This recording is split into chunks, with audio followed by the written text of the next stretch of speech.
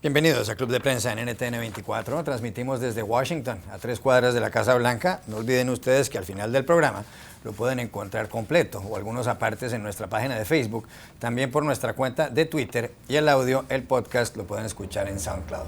Les doy la bienvenida a los invitados hoy. En primer lugar, la corresponsal de Clarín de Buenos Aires, Paula Lugones. Bienvenida a esta mesa como siempre, Paula. Muchas gracias, Juan Carlos. Bienvenido. José López Zamorano, corresponsal jefe de la Agencia Mexicana de Noticias Notimex. Bienvenido también. Gracias. Y Muni Jensen, analista política de Club de Prensa. Bienvenida a esta casa. Muchas gracias. El primer asunto, Paula, tiene que ver con las elecciones presidenciales argentinas, que ganó el domingo pasado Mauricio Macri, el candidato opositor. Y Macri ha hecho varios anuncios, ha hablado bastante con la prensa, cosa que se echaba de menos en su país. Pero en las últimas horas dijo, por una parte, lo siguiente, que va a hacer un ajuste de la economía gradual y, por ejemplo, que va a reducir las subvenciones que hay para pagar las tarifas de la energía eléctrica en Buenos Aires. En Buenos Aires la tarifa es 5 veces menor que en Córdoba, que es la segunda ciudad argentina. Ha señalado que esto lo piensa hacer, repito, de una manera gradual, con lo cual va a tomar un camino distinto a otros países y al que venía tomando hasta ahora Cristina Fernández de Kirchner, la presidenta saliente.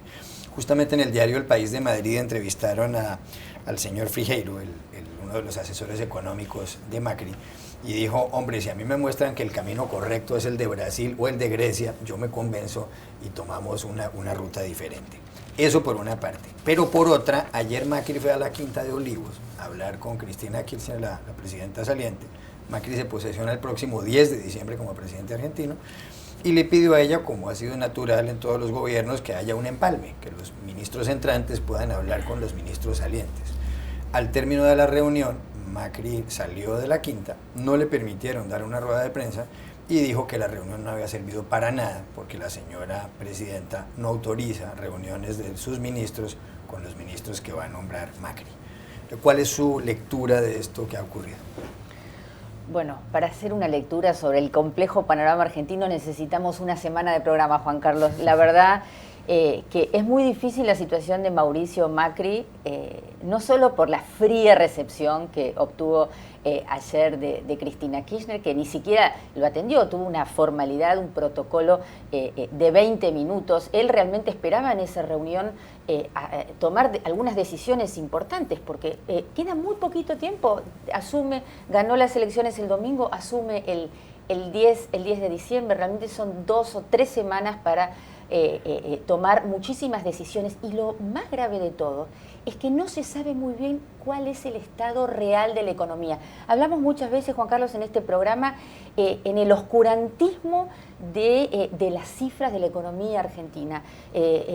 No se sabe muy bien porque el gobierno ha disfrazado de los últimos años, ocultado el verdadero estado actual de la economía, miente sobre la inflación, sobre el crecimiento. Entonces, no le permite a Mauricio Macri ver en estos días de transición, a ver cuál es el estado actual de los números. ¿Por qué? Porque no lo ha dejado reunirse con los ministros, o sea, los ministros salientes con los ministros entrantes en estos días. Cristina dijo, no, hay que esperar al 10 de diciembre para ver qué pasa.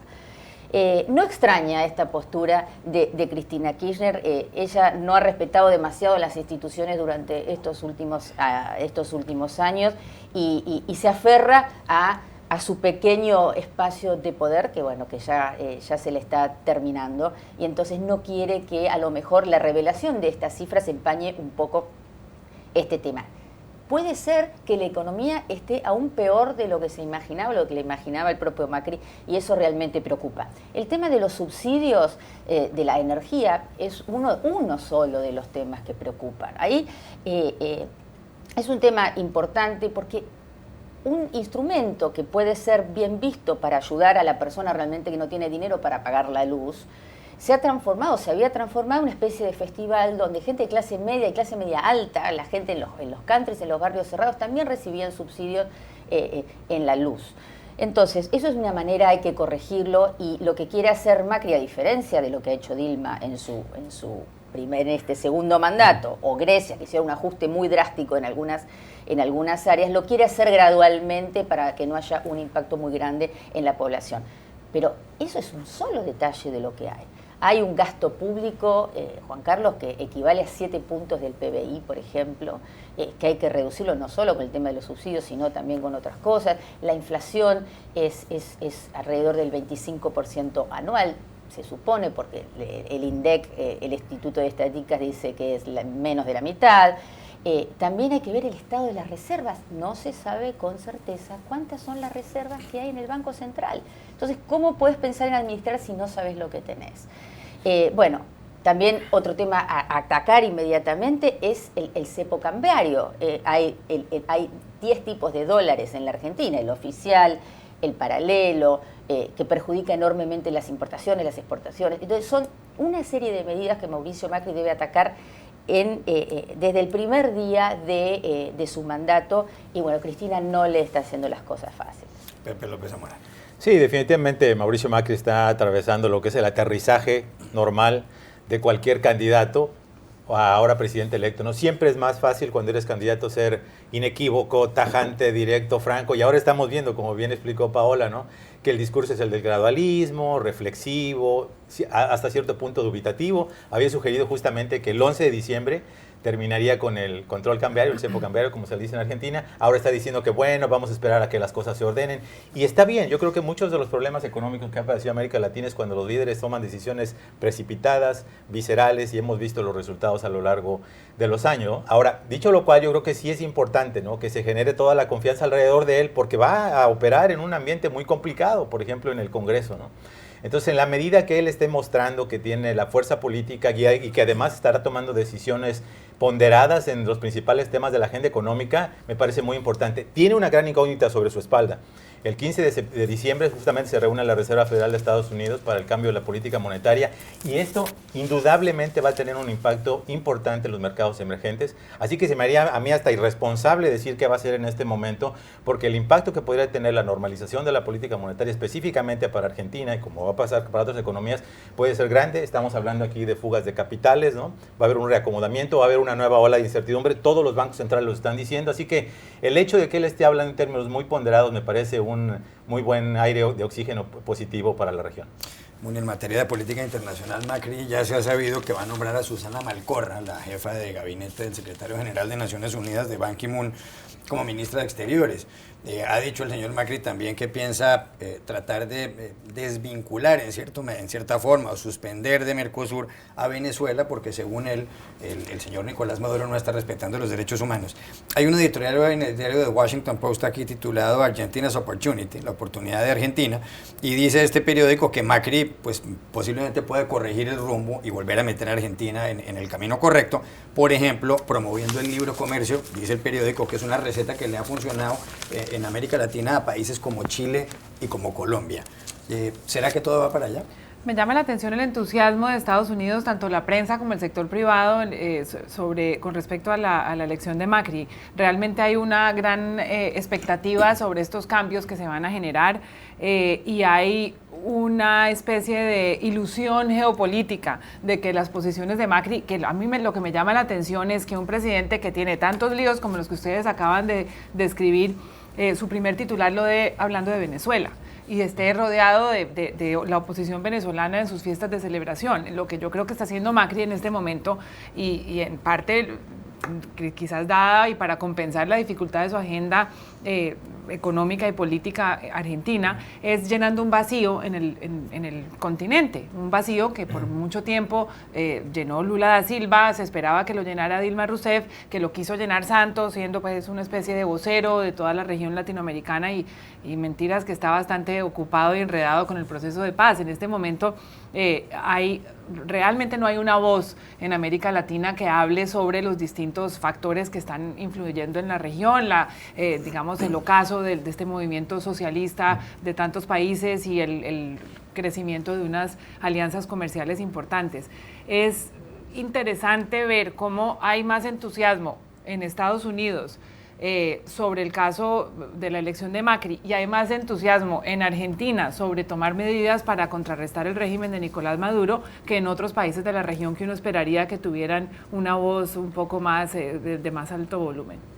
Hablando del entusiasmo de Estados Unidos sobre esta elección, no solo pasa a nivel de la Casa Blanca. Hubo una carta del presidente del Comité de Relaciones Exteriores de Diputados, que se conoció ayer, en la que le pide a Obama, en nombre del comité concretamente, que urge, porque usó ese término, a Obama a estrechar los lazos con la Argentina, a reconsiderar el liderazgo regional de la Argentina, porque dice que ambos pueblos tienen alto nivel de educación, tienen economías diversificadas y también vastos recursos naturales, entonces dice que son socios naturales, incluso recomienda tener una relación comercial similar a la que tiene con México, cosa que habla de un estatus muy importante. Y como bien Muni hablaba recién, le recomiendan, los diputados, le recomiendan a Obama también que consideren al futuro gobierno como un líder en la región, no solo en cuestiones políticas, sino también en el combate al terrorismo, por el tema de la AMIA y también con el narcotráfico. No sé si va a ser posible llegar a un nivel de relación comercial con México por decreto, pero bueno, lo dejamos en la lista de propósitos de Año Nuevo. Hay noticias internacionales, crisis, sin ninguna duda, porque en las últimas horas un F-16 de Turquía derribó un cazabombardero ruso. Ahí se conoce en todas partes el video del avión en ruso cayendo envuelto en llamas. El asunto es que el señor Vladimir Putin, el presidente de Rusia, está bombardeando al Estado Islámico, a este grupo que ha causado tantos atentados terroristas, cuyo objetivo, y además se ha situado entre Siria e Irak, cuyo objetivo es crear un califato universal. Hasta ahora, lo que ha estado ocurriendo es que Rusia estaba del mismo lado en esa lucha contra el Estado Islámico, en la que están Estados Unidos, en la que está Francia, sobre todo después de los atentados en París del pasado viernes 13, donde murieron 129 personas al menos, y en la que está también el Reino Unido, ahora que David Cameron, el primer ministro británico, le pidió permiso al Parlamento en Londres para bombardear el Estado Islámico. Pero lo que pasa es que con lo que ha sucedido se dificultan mucho las cosas porque Turquía forma parte de la OTAN, de la Organización del Tratado del Atlántico Norte, en donde están todos estos, Estados Unidos, Francia, el Reino Unido y demás. Y eso genera, por supuesto, un roce ahí. ¿Será que va a dificultar lo sucedido el hecho de que Rusia siga respaldando a Estados Unidos, a Francia y al Reino Unido en la lucha contra el Estado Islámico? Sobre todo, además, porque en Rusia está metido en esto desde que 224 pasajeros, entre pasajeros y tripulantes de un avión, fuera derribado por el Estado Islámico cuando volaba de Sharm el Sheikh en el Sinaí a San Petersburgo. Claro, yo creo que se acabó rápidamente la luna de miel que parecía forjarse en la reunión de la semana pasada entre Obama y Putin, que repentinamente se vieron del mismo lado de la historia. Y hablando de historia, sí se ha hablado mucho de que este es el primer avión soviético o ruso que se ha derribado por parte de un país miembro de la OTAN desde la década de los 50, y Putin está aprovechando esto para manifestar su indignación. Lo que pasa es que como resultado de este hecho, a pesar de que la OTAN ha respaldado a Turquía y a pesar de que hace unas horas se reunieron hicieron declaraciones tanto el presidente Putin como el presidente Erdogan en Turquía en relación a que no iban a ir a la guerra a partir de este incidente, sí le pone un foco al papel de Turquía dentro de todo este conflicto, porque han recordado muchos artículos de periódico aquella amistad que trató de cortejar el presidente turco con el presidente sirio Bashar al-Assad y cómo trató de restablecer lazos comerciales, de fortalecer lazos diplomáticos, y Assad lo traicionó, y como resultado de eso, pues Turquía ha abierto sus fronteras y ha recibido más de 2 millones de refugiados sirios. Y eso creo que complica toda la película en este momento, donde está tan poco claro quién está bombardeando a quién y de qué lado están los distintos actores del conflicto. Me parece que en los próximos días es muy posible que haya una especie de reordenamiento de fichas y de explicaciones por parte de ambos, tanto Turquía como Rusia, sobre lo sucedido. Pepe. Sí, definitivamente esto complica mucho la situación, ¿no? Más allá de si la reacción de Turquía fue una exageración, si fue un acto deliberado para mandarle un mensaje a Putin, el hecho real es de que Rusia ha estado involucrado en acciones provocativas muy riesgosas en esa zona desde hace tiempo, ¿no? Apenas en junio también tuvo un roce muy cercano con un avión de Estados Unidos. Si juegas con fuego es muy posible que te quemes, ¿no? Si fuera un juego de póker, yo diría que ahora le toca ver cómo va a responder a Putin. Tiene una relación comercial muy estrecha con Turquía, ¿no? Son poderes regionales importantes. Qué bueno que se esté hablando de la distensión y no de un escalamiento de los problemas allí, pero es evidente que la posición de Turquía es respaldada abiertamente por Estados Unidos. El presidente Obama lo dijo de una manera muy clara. Turquía tiene el derecho a defender su espacio aéreo, su integridad territorial, y si Rusia no estuviera actuando de la manera que está actuando, bueno, probablemente se reduciría la posibilidad de estos incidentes. Hay que recordar que todo este proceso político y de coordinación entre Estados Unidos y Rusia para justamente tener un protocolo de actuación en el aire en esta región tan conflictiva no se ha materializado. La acusación de Estados Unidos es que Rusia no está necesariamente utilizando solamente como blancos al Estado Islámico, sino a la oposición moderada contra Bashar el-Assad, y ese es un asunto mayor. Turquía obviamente quiere que Rusia cambie de posición, y yo creo que en este momento es un arma de dos filos. O bien se radicalizan las posiciones y Rusia sigue con este apoyo restricto hacia Bashar el-Assad, o de alguna forma se abre la posibilidad de que por lo menos a nivel táctico, sí, a nivel operativo, se reduzca la posibilidad de este tipo de incidentes. Y el canciller ruso, el ministro de Exteriores, Sergei Lavrov, dice que esto ha sido una provocación de parte de Turquía, pero parece ser, o se descarta de momento una ruptura de relaciones, porque el comercio entre ambos países, Turquía y Rusia, es de 30.000 millones de dólares al año, y el 60% de las exportaciones turcas van a parar a Rusia. 30 segundos, Paula Luján.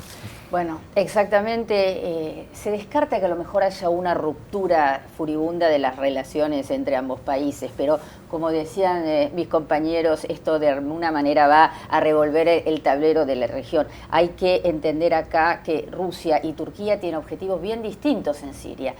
Turquía, por un lado, quiere eliminar el régimen de Assad, quiere que se vaya Assad del poder, y a la vez quiere proteger y que no se desbarate los kurdos, que tanto interés tienen en los kurdos en la región. A la vez Rusia no quiere eso para nada, quiere que Assad permanezca en el poder, quiere proteger su influencia regional. O sea que en este tablero de descontrol que hay en la zona, donde hay ejércitos de Siria, de Irak, milicias, kurdos que combaten, una fuerza de coalición internacional de 60 países, Rusia, milicias de Hezbollah, etcétera, pudo haber sido un accidente, ¿no? Pero realmente me parece que este episodio tiene un significado más allá de eso. Ya regresamos a Club de Prensa. Volvemos a Club de Prensa en NTN 24 desde Washington. Muni, la justicia, el Vaticano, ha decidido acusar por filtración de documentos secretos a 2 periodistas que acaban de publicar 2 libros revelando las interioridades de lo que pasa en el Vaticano y el manejo de las finanzas, sobre todo. Emiliano Fittipaldi y Gianluigi Nuzzi. Las asociaciones de periodistas en Italia los están defendiendo, dicen que esto es realmente un horror. Y uno de ellos, el señor Nuzzi, ha dicho que esto es algo kafkiano. ¿Qué es lo que pasa con el Vaticano? Es que por un lado el Papa parece un hombre tan abierto y tan sensato y tan tolerante, y por otro resulta que quieren castigar en los tribunales, o que los tribunales castiguen a 2 periodistas que aparentemente están contando la verdad. Es increíble, a pesar de que los mismos acusados han dicho que no es propiamente el Papa el que ha adelantado todo este esfuerzo, y sino un poco la jerarquía del Vaticano, pues sí tiene todas las de perder el Vaticano en esta pelea. Primero porque los periodistas lo primero que han hecho, como corresponde, es arroparse en la bandera de la libertad de expresión. Y por otro lado, que el Vaticano, dentro del famoso año de la misericordia que empieza ahora, queda como una especie de ente vengativo que está desquitándose y procesando con lo que serían casi 8 años de cárcel a 5 periodistas. Tiene además problemas logísticos. En los centros de detención del Vaticano solo hay 4 celdas, tienen 5 acusados. Por otro lado, uno se pregunta cuál es el objetivo del Vaticano al procesar a estos periodistas. Que la gente lea más los libros, seguramente va a ser el resultado. Pero mandar un mensaje ¿a quién? Supuestamente lo que ha hecho este Papa es abrir las puertas del Vaticano a cierto nivel de escrutinio, tener una excelente relación con los medios de comunicación, y este juicio lo que está mandando es un mensaje completamente cruzado. Paula Luján. Coincido con Muni, es un mensaje cruzado y realmente no es como que no pega con realmente el pensamiento, no solo del Papa Francisco, sino de Jorge Bergoglio, de los que lo conocemos bien desde la Argentina. Es una persona que siempre ha abogado por la libertad de expresión, un fiel defensor de esto. Lo que puedo interpretar en esto es que es más bien un escarmiento, ¿no? Un escarmiento para la traición de su círculo más íntimo.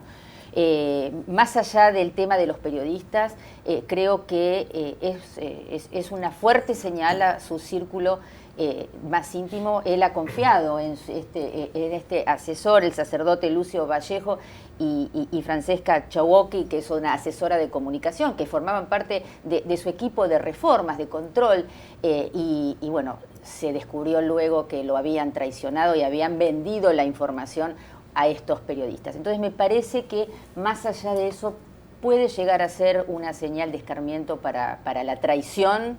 Bueno, y temor de que los Batilix iniciales fueron los que dieron quizás por terminado el mandato de Benedicto. De hecho, lo más paradójico es el hecho de que parten de una ley que fue aprobada por el propio Papa Francisco en 2013, ¿no? Tomo lo que dices de la libertad de expresión, pero la realidad es que a raíz de justamente las filtraciones sobre Ratzinger, se genera este estatuto que, bueno, puede ser un escarmiento para sus colaboradores, me parece excelente, pero está también incidiendo sobre la libertad de prensa de periodistas que ni siquiera viven en el Vaticano. Y si los condenan pueden estar sujetos a una pena de 8 años de prisión. Cambio de asunto muy rápido, Pepe, un tema que usted cubre muchísimo, que es la inmigración aquí en Estados Unidos. Hillary Clinton, precandidata demócrata a las elecciones presidenciales de noviembre del año entrante en territorio norteamericano, ayer en un debate por Facebook organizado por la cadena de televisión Telemundo, dijo que no piensa volver a emplear la expresión inmigrantes ilegales. Eso fue por una propuesta que le hizo una persona en el debate. Ella dijo que esa es una selección muy pobre de palabras. Acierta la señora Clinton, porque lo cierto del caso es que cuando uno lee a quienes cubren esto, pues nadie es un ser humano, no es legal o ilegal. Es legal o ilegal una conducta que tenga un ser humano. Pero llamar a alguien inmigrante ilegal sería impropio. Lo correcto será más bien inmigrante indocumentado, inmigrante sin papel. Absolutamente, ¿no? Yo creo que Hillary está ahí 100% correcto. Más vale tarde que nunca, ¿no? Creo que este debate se había tenido ya en el pasado ciclo electoral y era claro que había sido utilizada la palabra illegal immigrant, o la peor todavía, que es illegal alien, así como si vinieran del espacio, ¿no? Que fue utilizada por la derecha, los conservadores y los anti-inmigrantes para justamente actuar de manera peyorativa, ¿no? Principalmente por organizaciones y políticos intelectualmente deshonestos que tienden a exagerar o incluso a mentir sobre el impacto negativo de algunos aspectos de la migración e ignorar las cosas positivas, ¿no? Y hemos visto que a lo largo de la historia, por ejemplo, a los mexicanos les decían en el siglo XIX greasers en Estados Unidos, ¿no? En alusión a la gente que le cambiaba el aceite y la grasa a los ferrocarriles, ¿no? Y eso se generó en todo un estereotipo en Hollywood que a lo largo de los años reducían a los hispanos en general y a los mexicanos en particular a gente de baja monta, criminales, gente turbia, a las mujeres prostitutas, y que se fue perpetuando en el cine. Entonces, las palabras importan, las palabras tienen una importancia fundamental porque retroalimentan los estereotipos de las personas y las perpetúan. En la medida que los políticos sean más honestos y hablen de lo que son, porque como bien dices, nadie es ilegal en este país, creo que se va a poder nutrir un debate mucho más racional sobre el futuro de la migración. 30 segundos. Más allá de la discusión semántica, y que realmente celebro, como todos creo que celebramos, esta corrección de Hillary, nada está hecho al azar, ¿no? Que salga ahora a corregir ese tema. Ustedes saben que está en plena campaña electoral. Hay 53 millones de hispanos aquí en los Estados Unidos, es el 17% de la población. Es un voto electoral que cada vez es más clave, no solo ahora, sino en el futuro, porque es una población que crece y se reproduce más que el resto de los estadounidenses. O sea que Hillary ahí apunta también a una mirada política. De todas maneras es bienvenida, porque creo que es función de los activistas educar y reformar el vocabulario, y eso lo hemos visto en esta generación con la comunidad gay, con los discapacitados, con los afroamericanos y afrocolombianos, o lo que de donde vengan, con no decirle orientales a los asiáticos, y yo creo que todo ese proceso de educación es bienvenido. Ya regresamos a Club de Prensa. 30 segundos últimos de Club de Prensa. Paula Lugones, la Universidad de Reading en el Reino Unido ha hecho una investigación en 24 ratas, pero haciendo el traslado se supone que si un ser humano se toma 3 copas de champaña diarias, reduce los riesgos considerablemente de tener demencia, del deterioro en el cerebro. ¿Qué opina de eso? Opino que tenés que cambiar inmediatamente el agua que pones aquí y cambiarla por una bebida mejor. Por fin una buena noticia, después de que no nos dejan comer ni mantequilla, ni jamón, ni azúcar. Me parece un estudio muy serio. Pepe. Mira, yo que llevo años tomando burbujeantes, te puedo afirmar categóricamente que no tiene ningún efecto positivo sobre la estabilidad mental. Gracias a los 3. A ustedes los espero mañana en Club de Prensa.